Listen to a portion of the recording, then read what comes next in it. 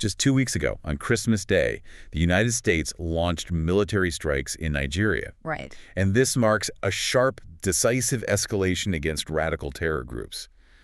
That's a stunning development for a holiday. It really is. And it wasn't just shocking because of the timing. It was the sheer clarity of the reason the administration gave. Okay, so this intervention, it didn't come out of nowhere.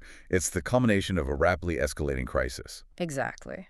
But the stated reason was, immediate and moral. It was about protecting vulnerable people right now. Okay, let's unpack this because the opening was dramatic. On December 25th, 2025, President Trump announced the U.S. had launched a powerful and deadly strike against ISIS terrorist Scum in northwest Nigeria. The language was incredibly direct, uncompromising. Zero tolerance. Absolutely. The president confirmed the strikes were aimed at Paris, who have been targeting and viciously killing primarily innocent Christians at levels not seen for many years. And he promised they would find hell to pay. So that right there frames the whole intervention. It's about protecting religious liberty from a very specific, organized threat. And what's crucial for you to understand is that the U.S. didn't just wake up on Christmas morning and decide to launch missiles. This wasn't arbitrary. No, not at all. This action followed months of escalating chaos in West Africa. A chaos fueled not just by, a standard insurgency, but by something much more sophisticated. It was a high-stakes internal power struggle, Yeah. a terrorist-on-terrorist turf war. That's right. And our sources really detail this crisis, and they reveal two massive interconnected failures. First, how Boko Haram suddenly developed this incredible operational capability, including actual naval warfare. Naval warfare. And second, how the Nigerian state's failure to handle that created a security vacuum. So our mission today is to deep dive into those details and figure out why the U.S. felt it had to intervene directly. That's our mission. Let's start with just the sheer audacity of these terror groups. Yes. This isn't the Boko Haram of 10 years ago, hiding out and staging a few raids. We are talking about a major operational leap. A leap into maritime combat. And what stands out immediately is the incredible sophistication these non-state actors are showing.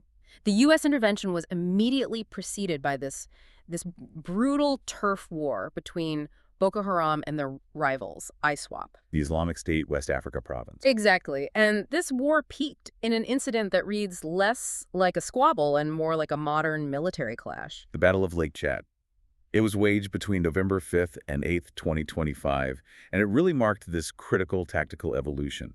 Boko Haram basically moved the conflict from the land onto the water. The key change was the launch of what sources are explicitly calling a naval invasion. A naval invasion. So this wasn't just, using boats to get around. Not at all. Boko Haram transformed their small fleet from just logistical craft into these highly mobile, weaponized flotillas. And to put that in perspective for you, they used, and this is a quote, dozens of motorized boats that were equipped with heavy weapons. So we're talking about them taking, commercial or fishing vessels and mounting machine guns, other heavy armaments on them. It's a huge logistical undertaking. A huge undertaking.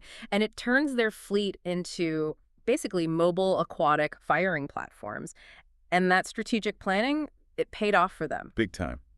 They used a massive swarm tactic Yeah. that just completely overwhelmed the ISWAP forces. And the sources give us these really chilling statistics. Boko Haram deployed dozens of armed boats. Dozens. Against only about 10 from ISWAP. That imbalance, it just led to a slaughter. The source material says Boko Haram killed between 170 and 200 ISWAP fighters. In just 3 days. 3 days. And crucially, Boko Haram reportedly only lost 4 of their own men. That is a staggering, lopsided victory. And beyond the body count, they captured 7 of ISWAP's boats. And their weapons? And their weapons, which is critical. They effectively reversed ISWAP's long-standing dominance over the key islands in Lake Chad, territory ISWAP had held since 2021. So we're not just looking at terrorists fighting over sand here. We have rival groups fighting with the tactical ability of like a small modern army. Yeah. So what does controlling those waterways, what does that maritime space actually give them? The significance is massive. It's about economics and legitimacy, not just violence. This battle was a sophisticated operation to establish dominance over vital waterways. Right. The Lake Chad Basin is shared by 4 countries: Nigeria, Chad, Niger, and Cameroon. So controlling the arteries means controlling everything. And everything. Trade, smuggling routes, access to fishing, agriculture. When these non-state actors get that level of control, they're forcing the states around them to see them not as just a criminal threat, but as a real paramilitary entity. One that holds, almost sovereign-like power. Exactly. Which brings us right to the problem that made all this possible in the first place. State failure. When terrorists can launch naval invasions, it reveals some deep, deep structural flaws. Absolutely. The sophistication of the terror groups just throws a spotlight on the failures of Nigeria's counterinsurgency strategy. They've been relying on this super camp strategy since 2019. Which involves consolidating troops into these large, heavily fortified bases. Right. It sounds good on paper, protect your assets. Sure. But our sources detail how ISWAP developed a really effective anti-supercamp tactic that just exposed the human costs of that whole strategy. The super camp approach is basically the military admitting they can't secure the countryside anymore, so they pull back to protect their own high-value assets. And leave the rural population, most of the country, completely exposed. Utterly exposed. And ISWAP exploits this by isolating the bases. They systematically destroy the infrastructure around them, like roads and bridges, and then conduct these very precise nighttime raids. And when those rural areas are left exposed, ISWAP doesn't just raid them, they move in. The Borno state governor warned they were establishing total control over local government areas. And that control is cemented with a shadow financial structure. They start levying illegal taxes, including the religious tax, the jizya. And that's not just a tax, is it? It's a form of shadow government. It's absolutely a form of shadow government. By collecting a religious fee, ISWAP forces compliance and legitimacy. They're essentially replacing the Nigerian state's functions in those areas. And if that wasn't enough, we're seeing this really disturbing technological escalation. Oh, absolutely. ISWAP has progressed from using basic commercial drones just for, aerial recon. Right, for just looking around. To actually deploying explosive-rigged commercial drones for direct attacks. That's a massive leap in under a year. A huge leap. And that suggests outside help. That's what analysts are strongly suggesting, that this shift points to, possible assistance or at least knowledge sharing from the Islamic State core outside of Africa.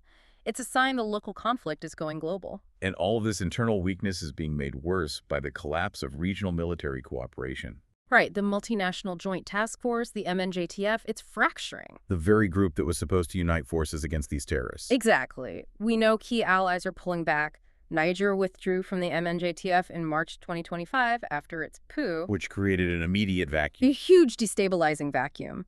And the jihadists and the bandits, they exploit these gaps instantly. They can just move freely across international borders to evade capture. So you have this perfect storm: terrorist sophistication, a tech leap, regional collapse, and state retreat. And that leads directly to the U.S. intervention. The official U.S. narrative really centers on the specific religious element of the violence as the final trigger. The administration framed it as Christianity facing an existential threat in Nigeria because of mass slaughter. And just to pause on the scale of that violence, the numbers are just staggering. The sources cite over 37,000 people killed by Islamist groups there since 2011. 37,000. That decade of trauma and the Nigerian state's inability to protect its people, that's what created the moral and, you could argue, legal impetus for the December 25th strikes. Okay, so let's turn to the politics of that intervention.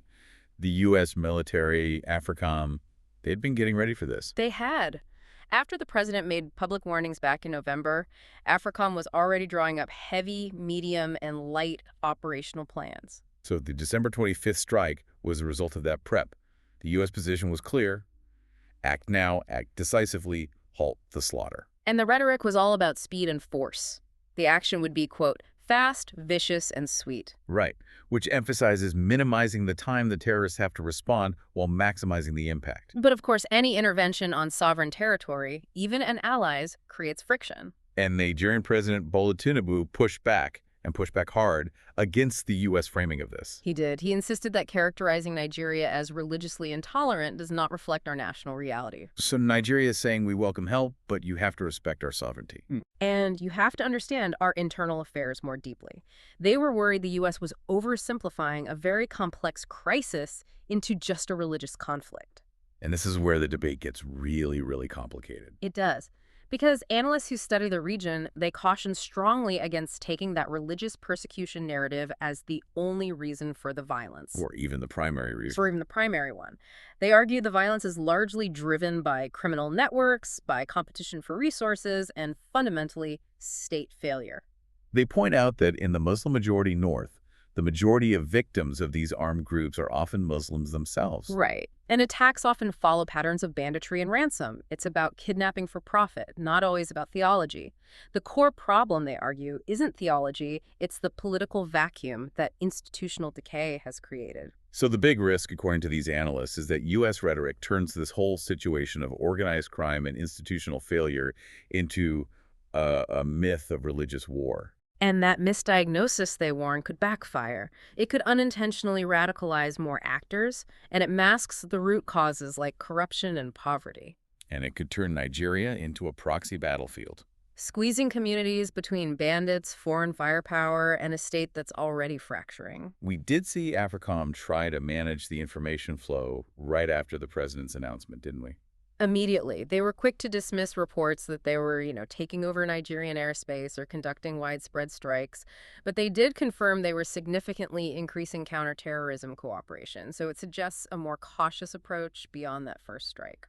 So, after all of this, what does our deep dive ultimately tell us? I think it illustrates that the security crisis in Nigeria accelerated very, very quickly. It went from a complex, localized insurgency to a full-scale paramilitary conflict. Waged by these highly adaptable groups, like Boko Haram, with its new naval power. Exactly.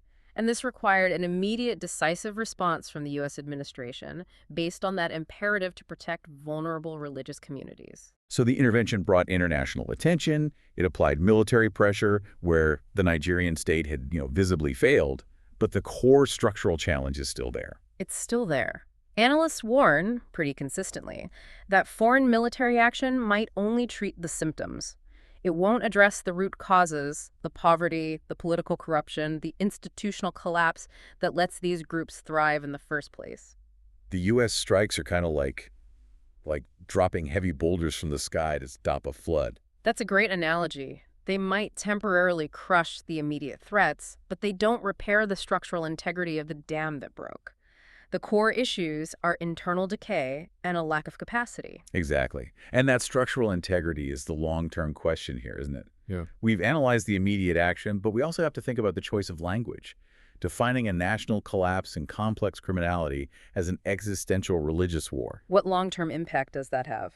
What impact does it have on the stability of the whole region and on the actual people who are caught between these sophisticated terrorists, a fracturing state, and a very powerful foreign intervention? That's the question that demands ongoing attention.